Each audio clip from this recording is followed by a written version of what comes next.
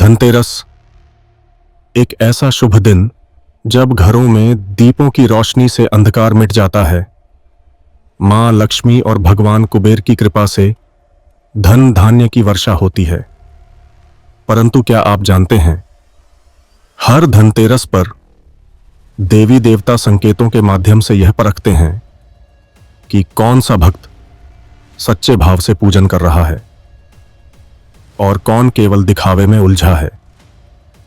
आज मैं आपको एक ऐसी रहस्यमयी कथा सुनाने जा रहा हूं जिसमें छिपा है 2025 के धनतेरस का वह रहस्य, जिसे जानकर आप भी मां लक्ष्मी और कुबेर जी को प्रसन्न कर सकते हैं और उन कार्यों से बच सकते हैं जिससे वे रुष्ट हो जाते हैं। कथा प्राचीन काल की है। एक नगर में सोमदत्त नामक एक व्यापारी रहता था। उसके पास अपार धन था, लेकिन मन में भय भी था, कहीं यह सब छिन न जाए। धनतेरस का पर्व आया। नगर में उत्सव जैसा वातावरण था। सभी लोग अपने घरों को सजाने में लगे थे।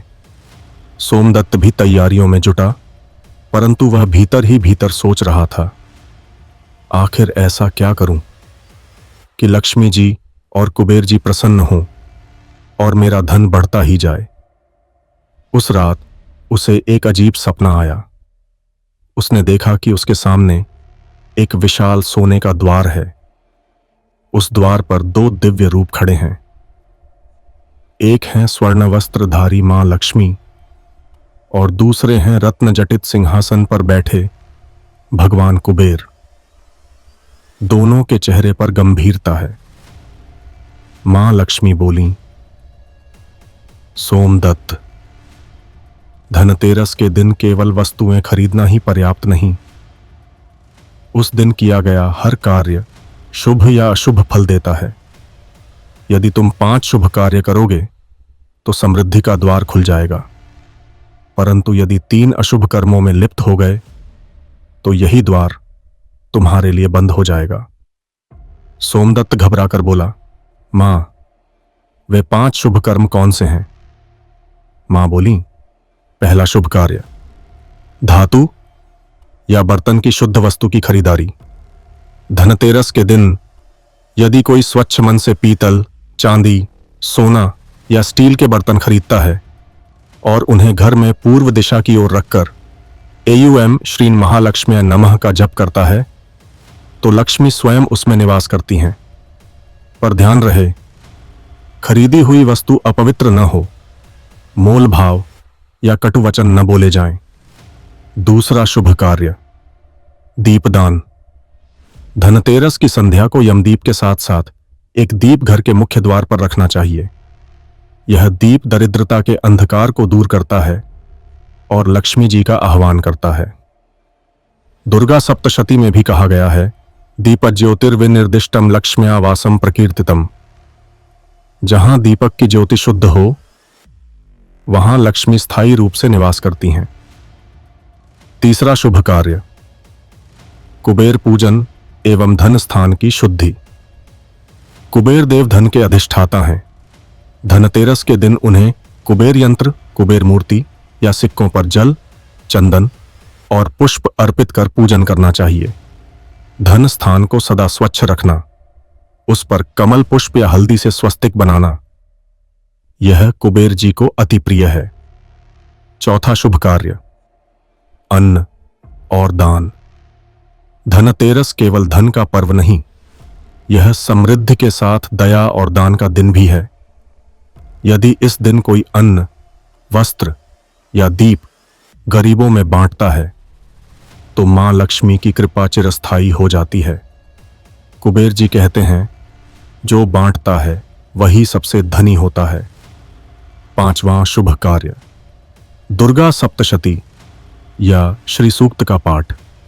यह कार्य कई लोग भूल जाते हैं, परंतु धनतेरस की रात को दीप जलाकर दुर्गा सप्तशती के सप्तश्लोकी दुर्गा का पाठ या श्री सूक्त का उच्चारण लक्ष्मी पूजन से भी अधिक शक्तिशाली फल देता है। यही वह गुप्त रहस्य है जिससे कुबेर और लक्ष्मी दोनों प्रसन्न होते हैं। सोमदत्त अत्यंत प्रसन्न हुआ, लेकिन तभी कुबेर देव बोले, परंतु सोमदत्त, यदि तुम इन 3 अशुभ कर्मों में लिप्त हुए तो चाहे कितना भी धन खर्च कर लो, परिणाम विपरीत होगा। पहला अशुभ कार्य, कर्ज लेकर या अशुद्ध धन से खरीदारी। धनतेरस पर उधारी पर वस्तु खरीदना या गलत मार्ग से आए धन से पूजन करना अत्यंत अशुभ माना गया है।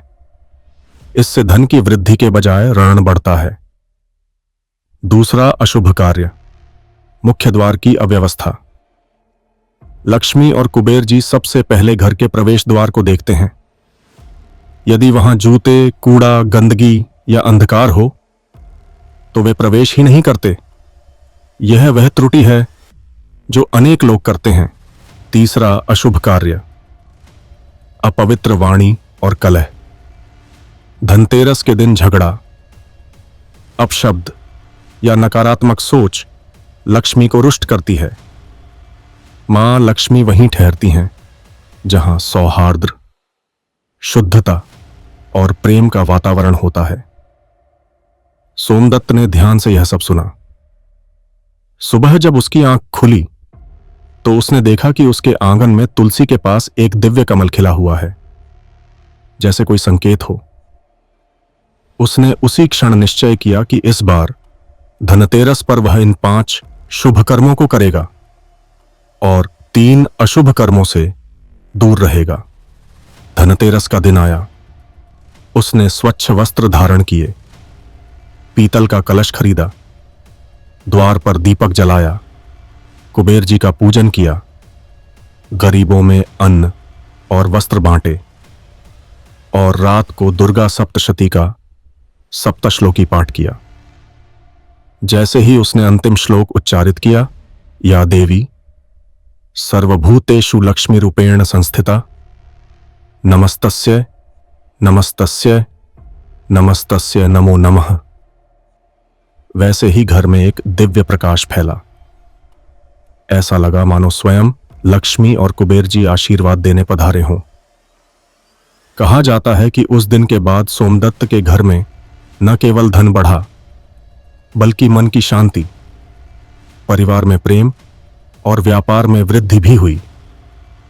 तो मित्रों, 2025 की धनतेरस पर यदि आप भी मां लक्ष्मी और कुबेर जी को प्रसन्न करना चाहते हैं तो इन 5 शुभ कर्मों को अपनाइए। शुद्ध धातु की खरीदारी और पूजन दीपदान और द्वार की रोशनी कुबेर पूजन और धन स्थान की शुद्धि दान और अन्न वितरण दुर्गा सप्तशती या श्री सूक्त पाठ और 3 अशुभ कर्मों, उधारी खरीदारी, द्वार की गंदगी और कलह से अवश्य बचें। धनतेरस केवल खरीदारी का पर्व नहीं है, यह संकेतों और ऊर्जा का दिन है। जो इसे समझता है उसके जीवन में समृद्धि और आशीर्वाद स्थायी हो जाता है। जय मां लक्ष्मी, जय कुबेर देव, जय मां दुर्गा।